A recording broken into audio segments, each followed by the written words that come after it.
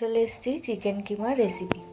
দেখুন, সবসময় চিকেনের রেসিপি সবাই পছন্দ করে না, একঘেয়েমি খাবার খেতে ভালো লাগে না, তাই আজকে আমি বানাচ্ছি চিকেন কিমা।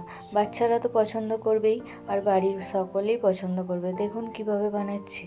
প্রথমে পেঁয়াজ দিয়ে দিলাম তেলের মধ্যে, দিয়ে দিলাম 2টো তেজপাতা আর অল্প একটু লবণ দিয়ে খুব ভালোভাবে মিক্স করে পেঁয়াজটা যখন হালকা ব্রাউন কালার হয়ে যাবে, এবারে দিয়ে দেবো অল্প একটু কাঁচা লঙ্কা আর একটু টমেটো দিয়ে আবারও খুব ভালো করে মিক্স করে নিতে হবে। এবারে পেঁয়াজটা যখন আবার খুব ভালোভাবে ব্রাউন হয়ে যাবে, এই পর্যায়ে দিয়ে দেবো অল্প একটু আদা রসুন পেস্ট দিয়ে আবারও খুব ভালোভাবে নাড়াচাড়া করে নিতে হবে। নাড়াচাড়া করে নিয়ে এবার দেব অল্প একটু হলুদ, লঙ্কা, জিরে, ধনের গুঁড়ো দিয়ে আবারও ভালোভাবে মশলাটা কষিয়ে নিতে হবে। অল্প একটু পানি দিয়ে মশলাটা কষিয়ে নিতে হবে। যখন এবার তেল ছেড়ে আসবে, দেখুন তেলও ছেড়ে এসছে, তেলটা ছেড়ে এলে এবারে দিয়ে দেবো চিকেন কিমাটা দিয়ে ভালো করে কষিয়ে নিতে হবে মশলাটার সাথে।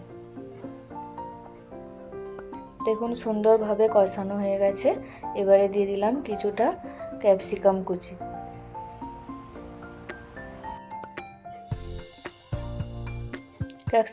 কুচি দিয়ে এবার একটু নাড়াচাড়া করে কষানো হয়ে গেল। এবার দিয়ে দিলাম অল্প একটু পানিটা দিয়ে একটা ঢাকা চাপা দিয়ে 5 মিনিট রেখে দিলাম।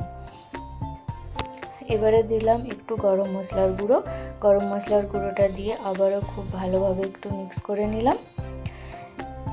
আবারও 5 মিনিটের জন্য ঢাকা চাপা দিয়ে রেখে দেব।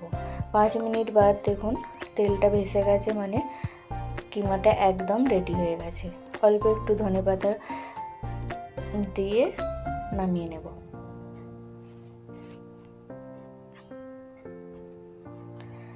একদম রেডি হয়ে গেছে চিকেন কিমা।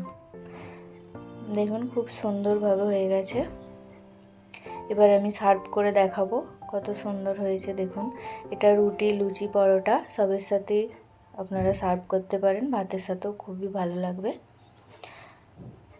আচ্ছা, আমার ভিডিও যদি ভালো লেগে থাকে, আমার রেসিপি যদি ভালো লেগে থাকে, তাহলে অবশ্যই আমার চ্যানেলটিকে সাবস্ক্রাইব করে নেবেন।